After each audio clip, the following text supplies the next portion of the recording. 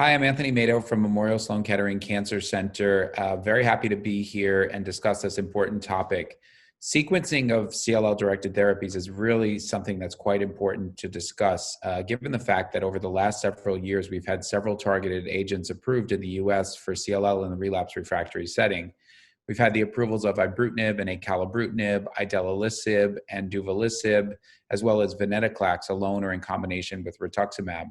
So multiple choices for patients and practitioners to consider. And of course, when we're in the clinic, one of the major questions that patients ask us is, how do we select which targeted therapy first? What data exists for sequencing of novel agents? And then of course, which sequence will provide them with minimal toxicity and the longest disease-free survival? Fortunately, we're seeing more and more prospective data available looking at novel agent sequencing questions asked in the context of clinical research. Until recently, we've largely relied on retrospective real-world data sets, which everybody knows have certain limitations, but have really provided the guidance that we've needed.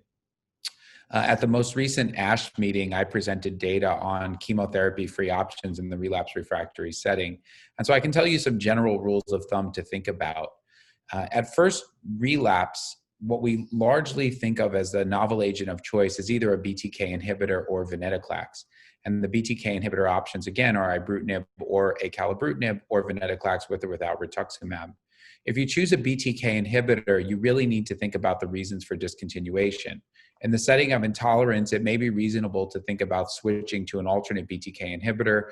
Kerry Rogers provided some data on this topic at recent meetings to suggest acala could salvage ibrutinib intolerance.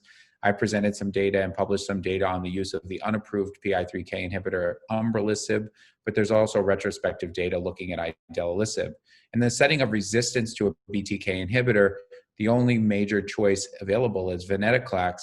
And Jeff Jones had an article a couple years ago in Lancet Oncology looking at the use of venetoclax in the setting of ibrutinib resistance or intolerance. If you start out with venetoclax on a fixed duration schedule, then the options to think about are, what do you do in the setting of progression after completion of planned therapy? And their options could include venetoclax retreatment, which there's very limited data on, but there are a couple of abstracts at ASH that touched on that topic. You can think about use of a BTK inhibitor if you hadn't seen a BTK inhibitor in an earlier line of therapy. And of course, of all of the options that I've talked about, you can introduce PI3K inhibitors, which are largely relegated to the third line setting. The most important aspect of this topic is to encourage investigators as well as pharmaceutical sponsors to think about adding sequencing questions into future clinical trials.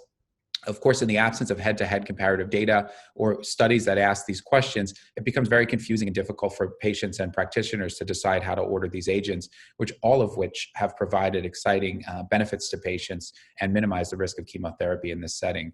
So again, Anthony Mato from Sloan Kettering, thanks so much for allowing me to answer this question, and thanks for paying attention.